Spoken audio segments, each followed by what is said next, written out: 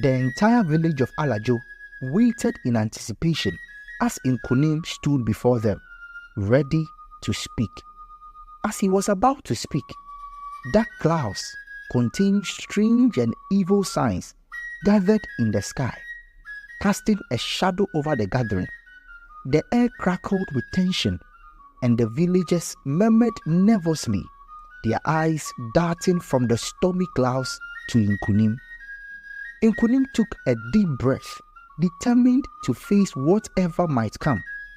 He began to speak, his voice steady despite the growing storm. I stand before you, not just as a son of Alajo, but as someone who has learned the true meaning of perseverance and faith. My journey was not easy, but I want to share with you that no matter how dark the path may seem, there is always hope. As Nkunim spoke, a sudden gust of wind blew through the village. The trees swayed violently, and the clouds seemed to swell with anger. The villagers watched in awe and fear as the sky darkened further. Some whispered about the old gods awakening and how they had not forgotten Nkunim. Donko, who had accompanied Nkunim to the village, clutched her brother Pakofi's arm. Something doesn't feel right, she said, her voice trembling. Pakofi looked concerned but tried to stay calm. Nkunim continued, trying to ignore the growing unease around him. I believe that with faith and hard work, we can overcome any challenge. Even though I faced many trials, I never gave up, and neither should you. Just as Nkunim was about to conclude his speech, a loud crack of thunder split the sky. Lightning flashed, and the storm seemed to intensify. A chilling wind swept through the village, extinguishing the torches and causing the villagers to huddle together in fear. From the edge of the gathering, an old woman named Nanesi emerged. She was known in the village for her deep knowledge of the ancient spirits and ghosts. She was clothed in a white straight dress with a red sash around her chest. She held her rod in her left hand. She moved slowly but purposefully towards Nkunim. Her eyes were fixed on him with an intense gaze. Nanesi, what is happening? Nkunim called out, his voice raised above the howling wind. Nanesi's voice was calm but carried an air of authority. The gods are not pleased, Nkunim. They believe you have come to challenge their power.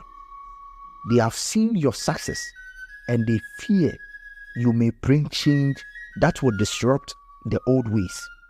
You are a threat to the gods. Nkunim's heart pounded. He had hoped his success would bring positive change, but he had not anticipated this kind of reaction. What must I do? He asked, desperation creeping into his voice. Nanesi pondered for a moment before speaking. You must show the gods that your success is not a threat but a blessing. You need to offer a genuine gesture of respect and seek their forgiveness. Only then can you truly prove that you are not against them. However, if you refuse to go the ways of the gods, you shall surely die. The storm raged on, and the villagers looked on Nkunim, their faces a mix of fear and hope. Nkunim knew he had to act quickly. He turned to Nanesi. What kind of gesture do I need to make? Nanesi nodded towards the old sacred grove at the edge of the village. The spirits of the grove are ancient. You must go there, offer a humble sacrifice, and make a promise to honor the gods. Nkunim felt a surge of determination.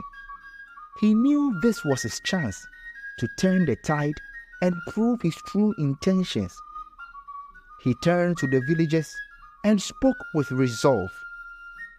I will go to the sacred grove and make my offerings.